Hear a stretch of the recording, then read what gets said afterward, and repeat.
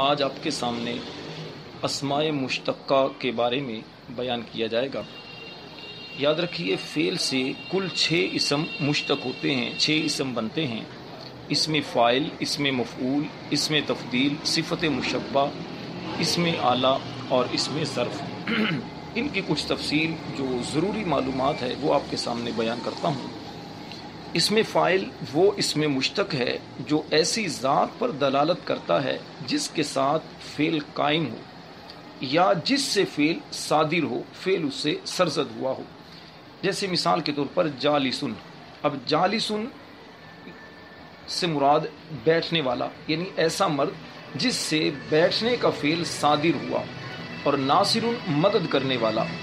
ناصرن ایسا مرد جس سے فعل مدد صادر ہوا۔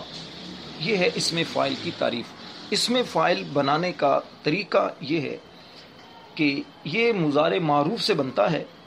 طریقہ یہ ہے کہ علامت مضارع کو سب سے پہلے حذف کریں۔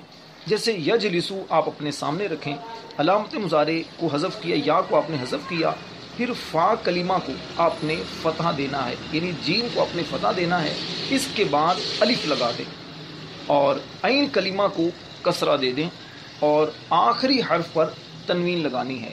جیسے یجلسو سے جالسن، ینصرو سے ناصرن، یضربو سے داربن۔ تثنیہ اور جمع کی حالت میں ان کی جو علامتیں ہوں گی اسم فاعل کی، وہ الف تثنیہ اور واو جمع یہ لگا دیتے ہیں۔ جیسے فاعلن سے فاعلانی اور فاعلون۔ اور اگر فعل غیر ثلاثی ہو تو مضارع معروف سے علامت مضارع کو حذف کریں گے، اس کی جگہ آپ میم مضموم لگائیں، یعنی میم لگائیں جس پر ضمہ لگائیں، اور